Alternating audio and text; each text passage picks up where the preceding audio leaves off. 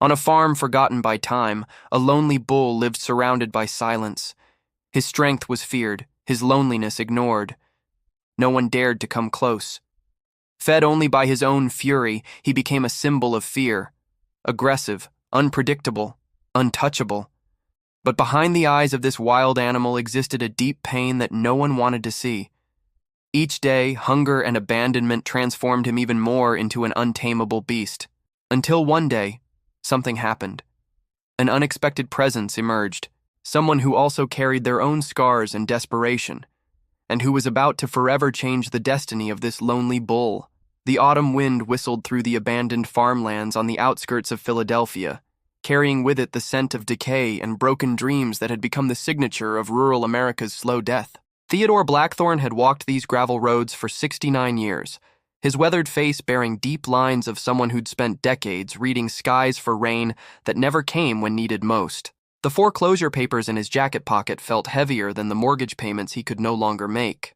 4 generations of Blackthornes had worked this Pennsylvania soil, but banks don't care about blood and heritage when numbers turn red. His wife Eleanor's cancer had drained their savings, and now, 6 months after laying her to rest, Theodore faced losing everything they'd built together. 3 miles down the broken county road stood the abandoned Riverside Ranch, where the legendary bull known as Seventime had roamed wild for 2 years. Everyone knew about him, the massive, scarred beast that had become something between local legend and neighborhood nightmare. Animal control had given up trying to capture him after 3 failed attempts that resulted in destroyed equipment and injured officers. As Theodore walked toward what would soon be his former home, he couldn't shake the feeling that his fate and the bull's were somehow intertwined. 2 relics of a dying way of life, both abandoned by a world that no longer had use for what they represented. Tell us in the comments, what city are you watching this story from? Do you believe that broken souls can find healing in the most unexpected places? The sound of expensive engines shattered the morning silence as 3 black SUVs rolled down the dirt road like storm clouds gathering before a tempest. From the lead vehicle stepped Marcus Coldwell, a man whose $4,000 suit couldn't disguise the predatory gleam in his calculating gray eyes. At 55, the livestock broker had built his fortune on the desperation of failing farmers, buying distressed animals at prices that bordered on theft. Sheriff David Morrison emerged from his patrol car with the heavy gait of a man who'd performed this duty too many times. Behind him, Preston Montgomery, the bank's asset recovery specialist, surveyed Theodore's property with the cold efficiency that had earned him the nickname the Vulture among local farmers. "Mr. Blackthorne," Coldwell announced with theatrical warmth that never reached his eyes, "I understand you're facing some financial challenges. I'm here to offer you an opportunity that could solve your immediate problems." He gestured toward a cattle trailer with a smile that seemed to calculate profit in every conversation. Theodore studied the livestock dealer with decades of experience reading men's intentions. Everything about Coldwell screamed danger, from his predatory smile to the way his eyes measured value in human desperation. "What kind of opportunity?" Theodore asked, though his gut already sensed trouble brewing. "I'm sure you've heard about the bull on the old Riverside property," Coldwell continued, his tone becoming more businesslike. "Seventime has become a liability the county can no longer ignore. 3 hikers were charged last month, and it's only a matter of time before someone gets killed." Sheriff Morrison shifted uncomfortably. "Theodore, this isn't really a request. The county needs someone with livestock experience to handle this situation, and your circumstances make you ideal for the job." The pieces fell into place with devastating clarity. They needed someone expendable to deal with an impossible problem, and a bankrupt farmer fit their requirements perfectly. "The pay is $12,000, Coldwell announced, pulling a contract from his briefcase. "Half up front, half upon successful delivery to a processing facility." Theodore's hands trembled as he looked at the contract.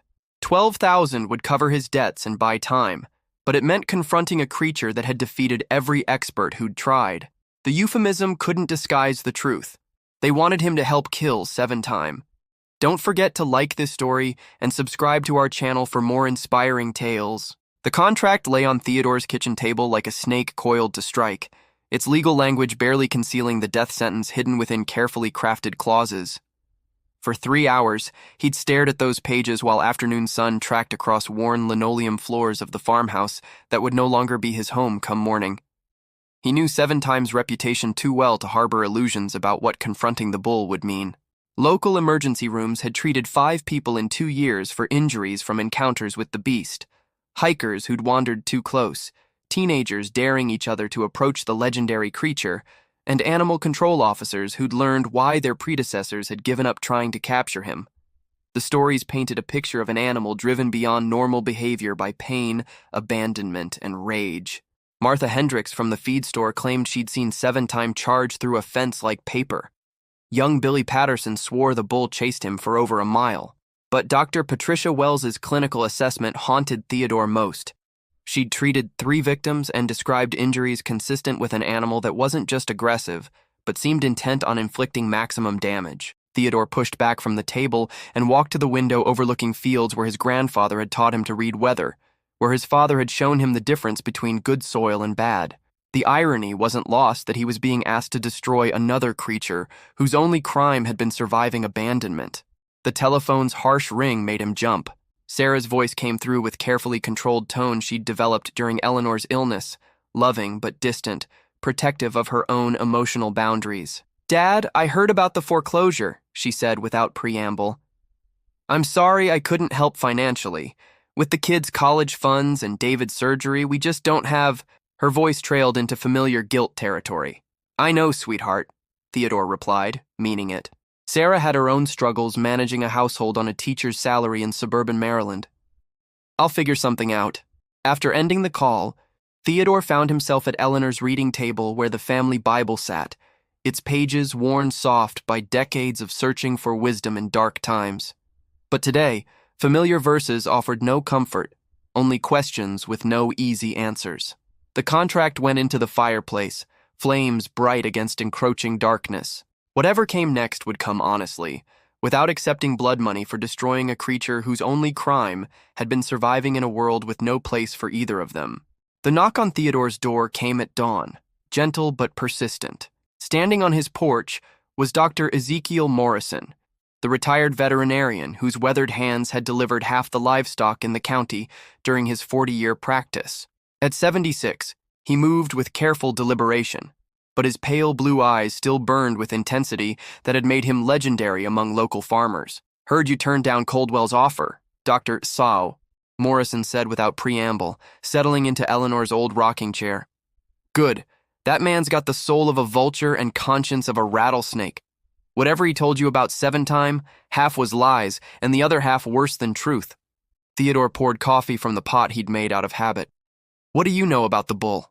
Dr. Morrison's hands showed scars of countless animal encounters, teeth marks, hoof prints, surgical precision of barbed wire. "I know more about that bull than any living soul. I delivered him, watched him grow, treated him through injuries that would have killed lesser animals." The story that emerged painted a picture so different from local legend that Theodore wondered if they discussed the same animal.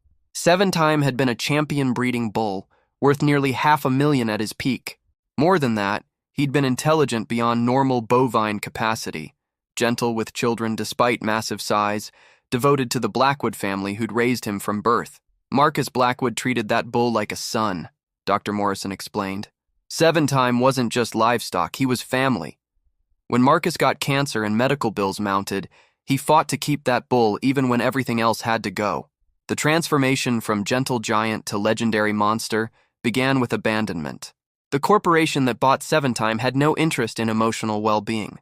They wanted immediate profit from breeding fees. When those didn't materialize quickly, they cut corners on care. Inadequate feed, substandard shelter, rough handling from inexperienced workers gradually broke something essential in the bull's spirit. "An animal that intelligent doesn't forget betrayal," Dr. Morrison said. "Every human who failed him added armor around his heart. By the time they abandoned the property, Seventime had learned that trusting people led only to pain." Dr. Morrison reached into his jacket, pulling out a worn leather journal filled with decades of observations. "This contains everything I learned about traumatized livestock. More importantly, specific notes about Seventime's personality, triggers, fears, and things that brought him comfort." "What would I need to do?" Theodore asked. "First, give him back something he lost, a name that means he matters to someone." Morning mist hung over the abandoned riverside property like ghosts of better times, obscuring broken fences and overgrown fields that had once been the county's agricultural pride. Theodore stood at the rusted gate, Dr. Morrison's leather journal clutched in weathered hands, feeling the weight of a decision that could either redeem two broken souls or destroy them both. The foreclosure on his farm had been completed at dawn, with bank officials carrying out duties with mechanical efficiency. Everything Theodore had owned now belonged to strangers who saw only assets where lifetime memories had lived. He was officially homeless, with nothing but clothes on his back, $19 in his wallet, and an old pickup that might make another 1,000 miles if lucky. But instead of driving toward downtown Philadelphia's homeless shelter, he'd chosen to come here, where legends were born from marriage of truth and desperation. The gate's padlock had been cut years ago by county officials who'd given up maintaining security around property no one wanted. Theodore pushed through, wincing as rusted hinges shrieked protest against movement. Every step deeper felt like crossing invisible lines between rational decisions and realms where miracles and disasters wore identical faces. The old farmhouse stood like monument to decay, windows dark and broken, front porch sagging under accumulated neglect.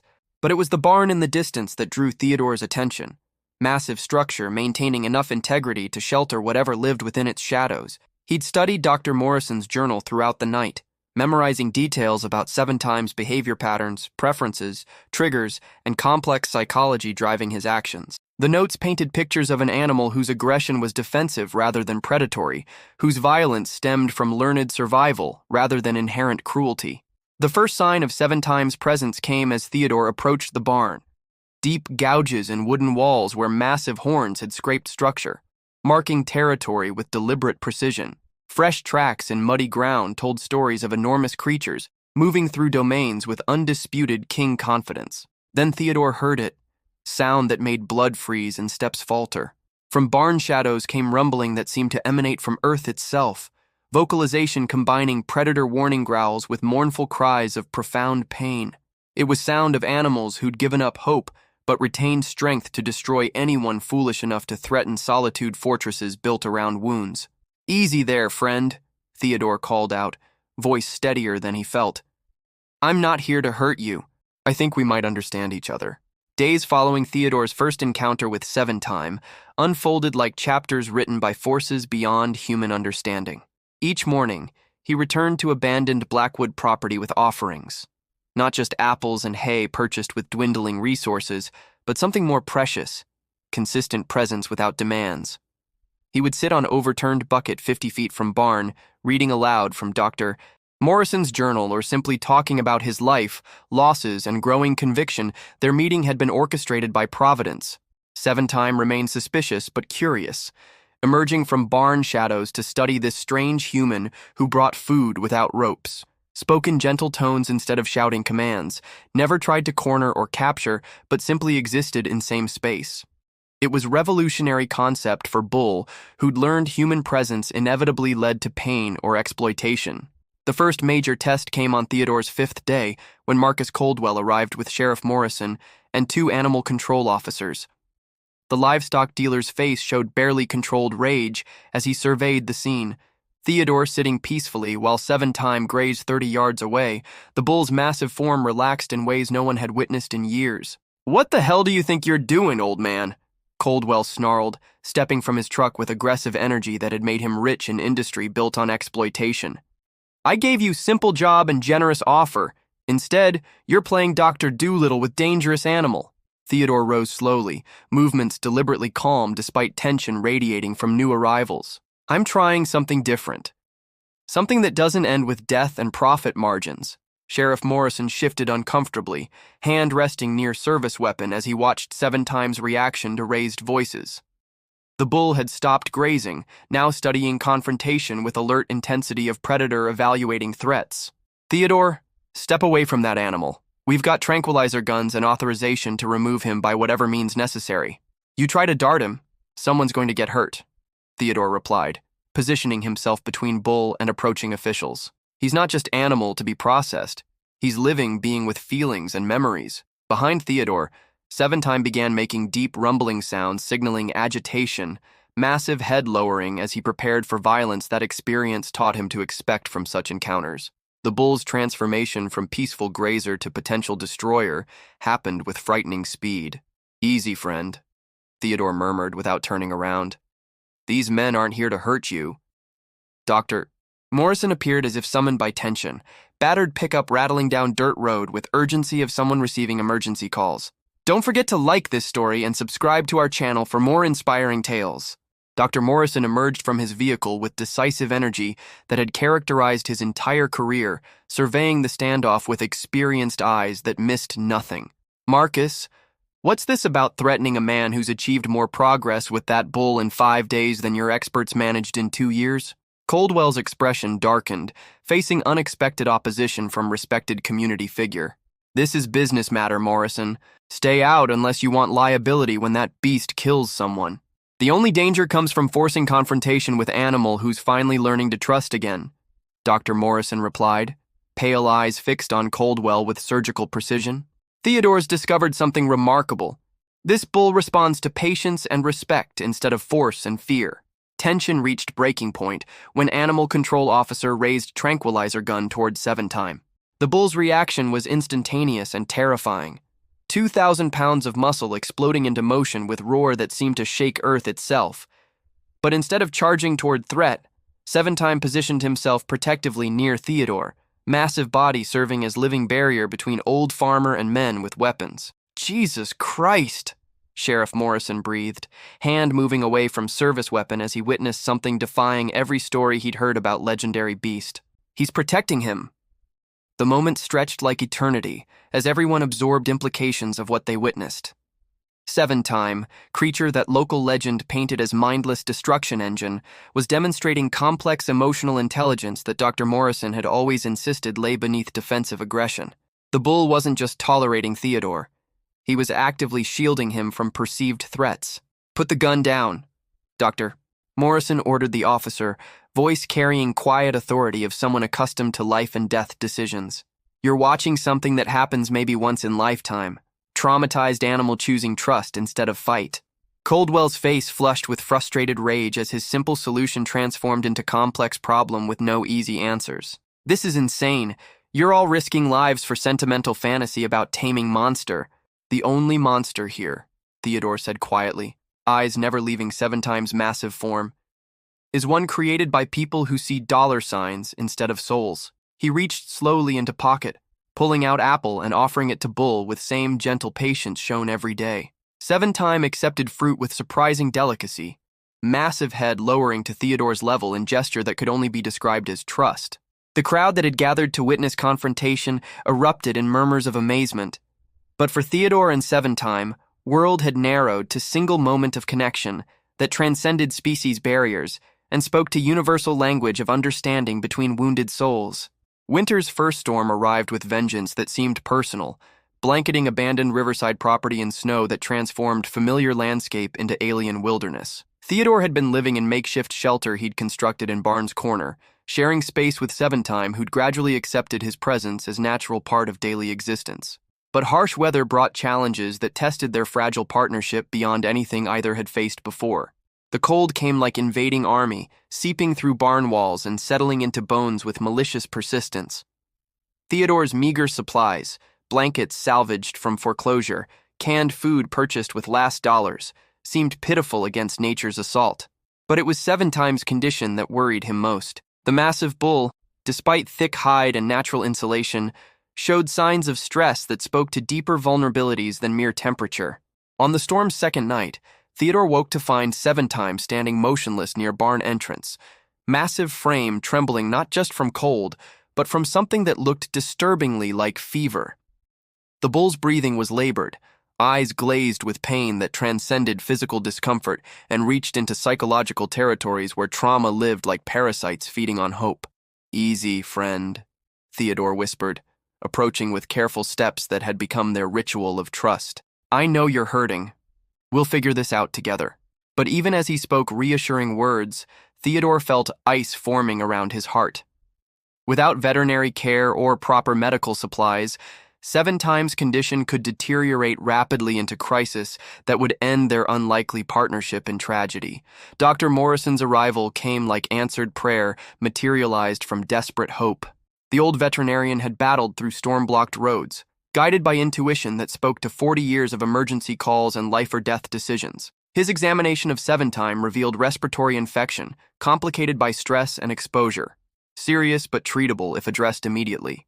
This bull's been holding on to trauma that's compromised his immune system, Dr. Morrison explained, as he administered antibiotics and anti-inflammatory medications. Physical healing and emotional healing are connected in ways most people don't understand. His body's fighting battles on multiple fronts. The next 72 hours blurred into nightmare of medical intervention and emotional agony. Theodore maintained constant vigil beside Seventime's massive form, sharing body heat during coldest hours and whispering encouragement through moments when Bull's breathing became so shallow that death seemed inevitable. The storm raged outside, while inside barn, two beings fought battle against forces that threatened to separate them permanently. The turning point came on fourth morning when Theodore woke to find Seventime's fever had broken, and massive head was turned toward him with expression that seemed to convey gratitude beyond species barriers. Winter's first storm arrived with vengeance, blanketing riverside property in snow. Theodore lived in makeshift barn shelter, sharing space with Seventime, who'd accepted his presence. The cold came like invading army. Theodore's meager supplies seemed pitiful against nature's assault.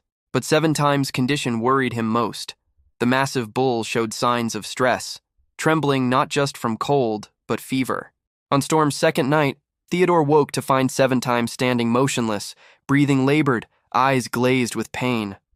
Without veterinary care, the bull's condition could deteriorate rapidly. Dr. Morrison arrived like answered prayer, battling through storm-blocked roads. His examination revealed respiratory infection complicated by stress, serious but treatable. This bull's holding trauma that's compromised his immune system, Dr. Morrison explained while administering antibiotics. Physical and emotional healing are connected. 72 hours blurred into nightmare. Theodore maintained constant vigil, sharing body heat and whispering encouragement when Seventime's breathing became shallow. The turning point came fourth morning, when Seventime's fever broke and massive head turned toward Theodore with expression conveying gratitude beyond species barriers. Spring brought transformation that seemed miraculous.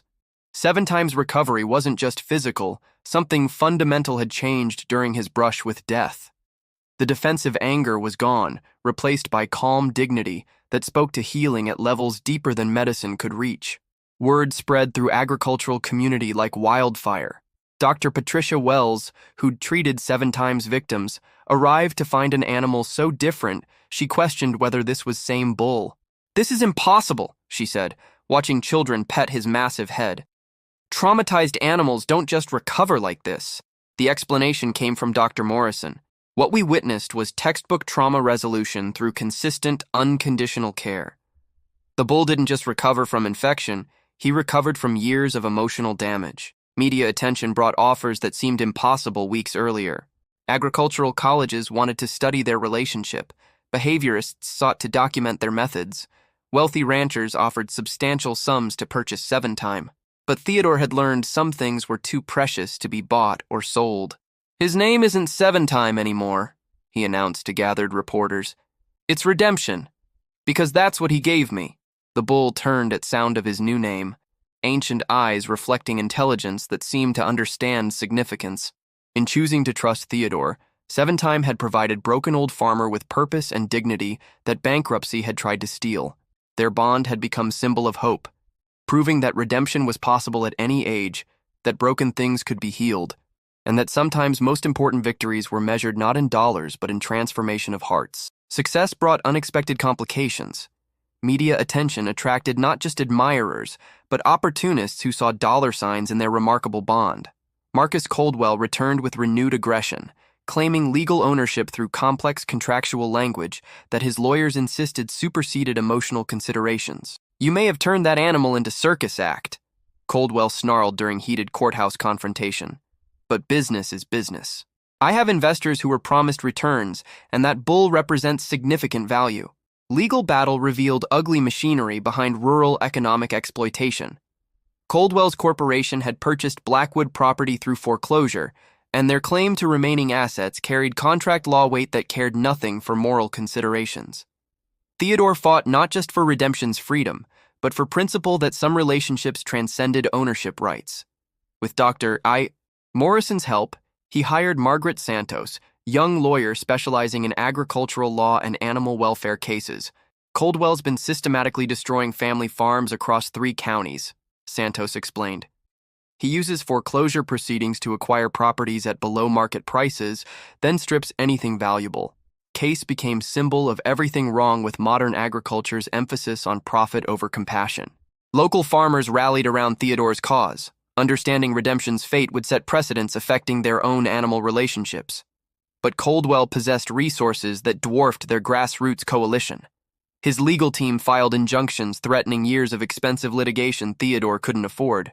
More ominously, they questioned Theodore's mental competency, suggesting his attachment indicated psychological instability.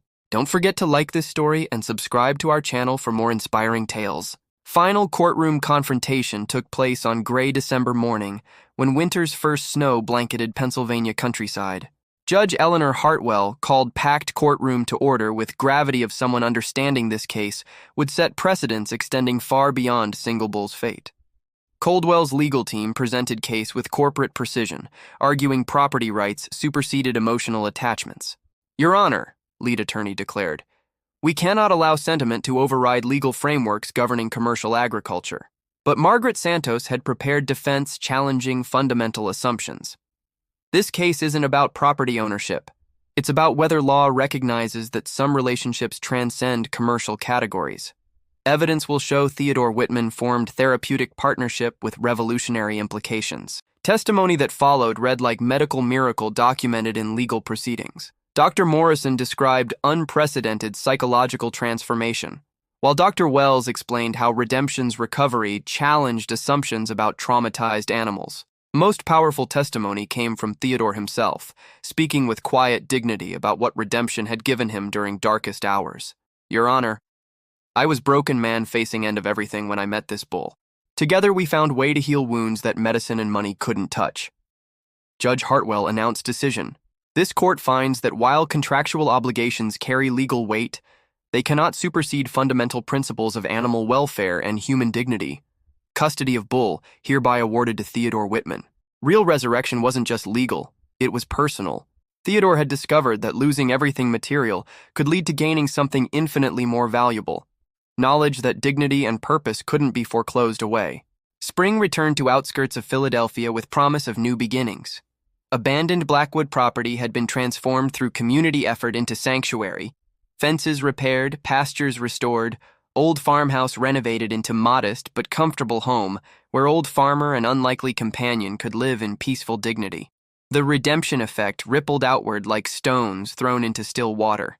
Universities established research programs studying human-animal therapeutic relationships, veterinary schools incorporated Theodore's methods into curricula, and animal welfare organizations cited their case as proof that patience could achieve what force could not. Dr. Morrison established Blackwood Institute for Agricultural Healing on property. Center welcomed farmers struggling with traumatized livestock, offering training in gentle methods that had transformed monster into friend. Theodore served as chief consultant, sharing wisdom with new generation understanding that healing broken animals often meant healing broken humans. Sarah visited regularly now, bringing children to spend summers learning about agriculture from grandfather and famous companion. Teenagers who'd known Theodore only as distant, grief-stricken figure discovered man renewed by purpose. Grandpa, granddaughter Emma asked during evening walk, how did you know redemption wasn't really dangerous? Theodore paused, watching massive bull graze peacefully in fading light. I recognized something in his eyes I'd seen in my own mirror. Look of someone hurt so often that anger seemed only protection left. Sometimes most important decisions aren't based on knowledge, but faith that understanding can triumph over fear. As autumn painted Pennsylvania hills in familiar shades, Theodore sat on front porch watching redemption move through pasture with calm authority. Their story would outlive them both, inspiring others to see potential for grace hidden within unlikely circumstances. Thank you, friend, Theodore whispered as sunset, for showing me broken things can be made whole, and love really is stronger than forces trying to tear it down.